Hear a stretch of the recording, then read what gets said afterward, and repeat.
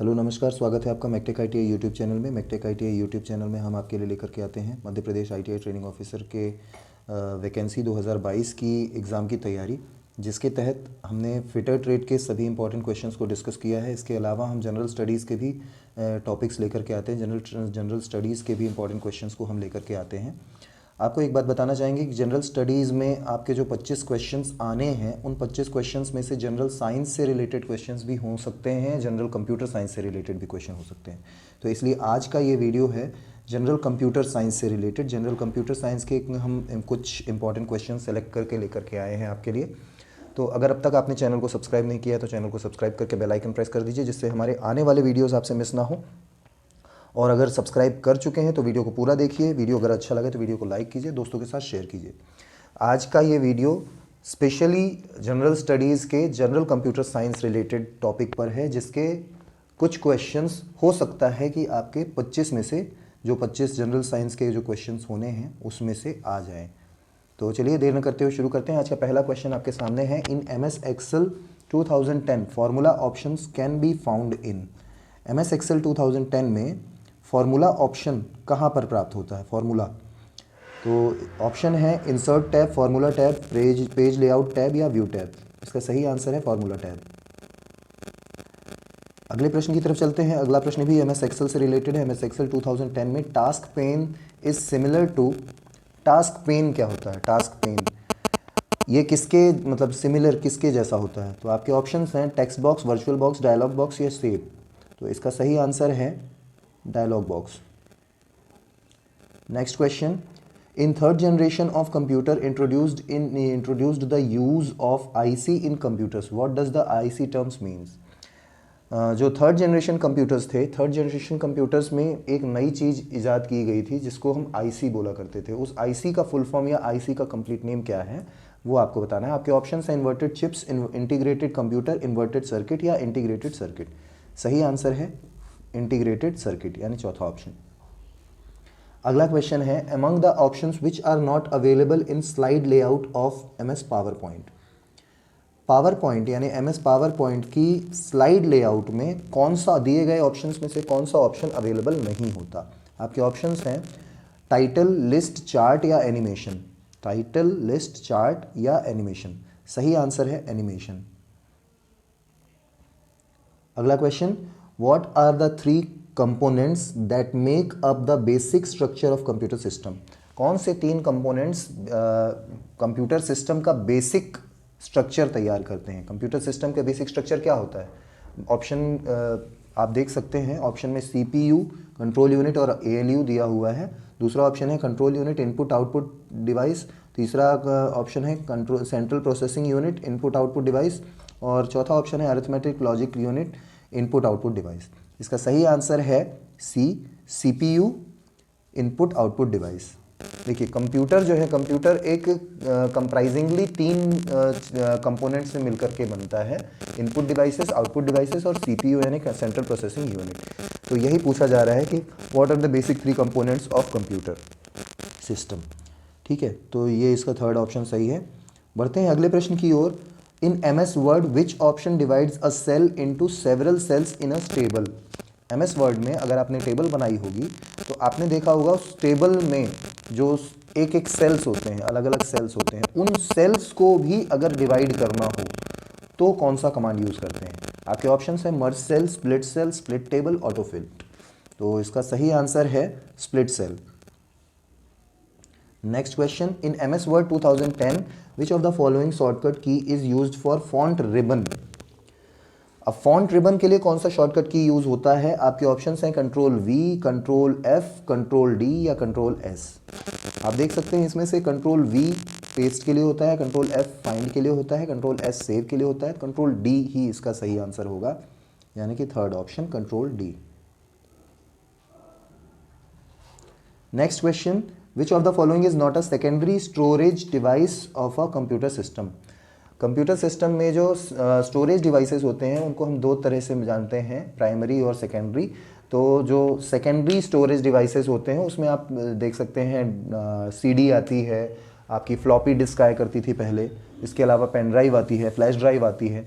तो पहले 3 ऑप्शंस तो हैं जो DRAM है, ये सेकेंडरी स्टोरेज डिवाइस नहीं है। तो सही आंसर है डी, रैम, यानी फोर्थ ऑप्शन डी, रैम।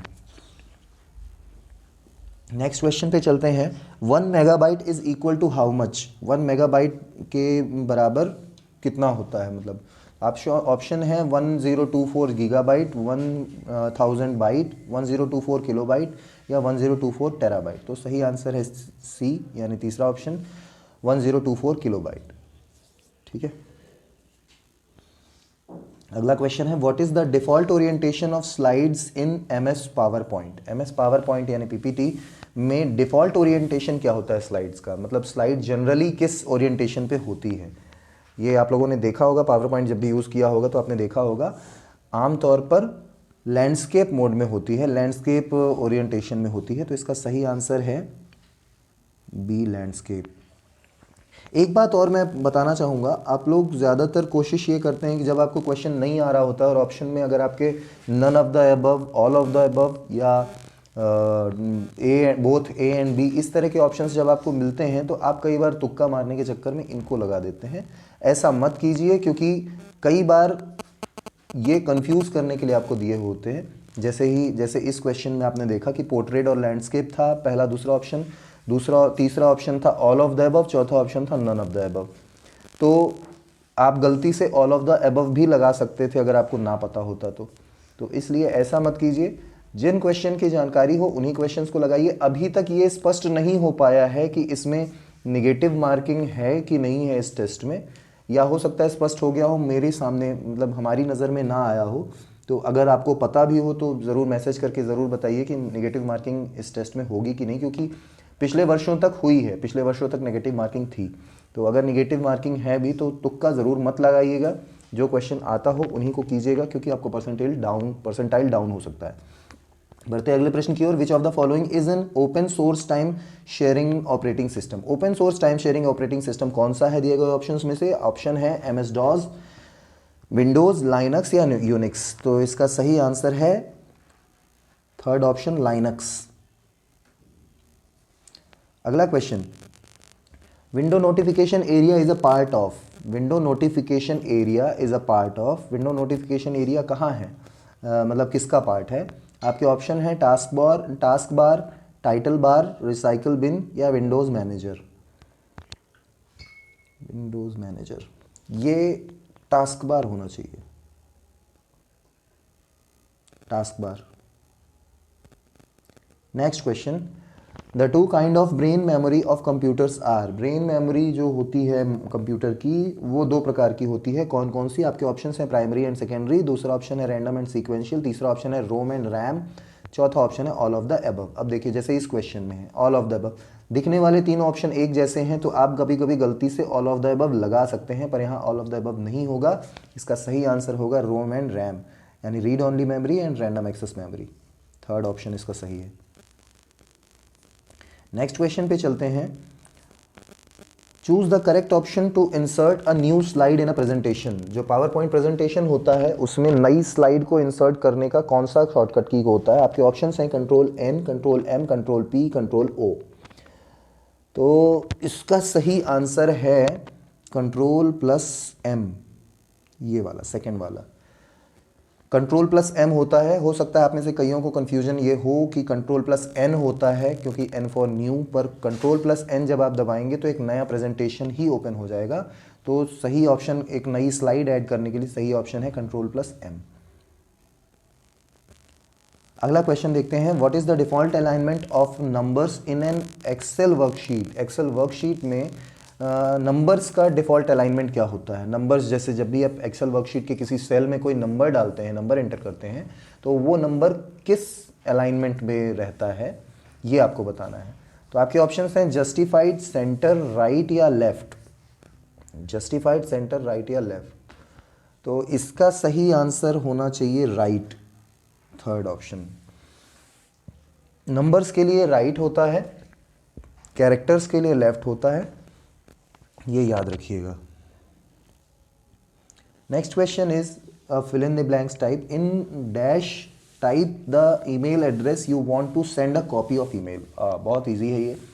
आपने ईमेल अगर किया होगा तो ईमेल में यदि किसी को आप मेल कर रहे हैं कि जो भी आपका जो रिसीवर है, रिसीवर को जैसे आप मेल करते हैं तो मेल करने के लिए आप क्या करते हैं, उसका ईमेल एड्रेस डालते हैं।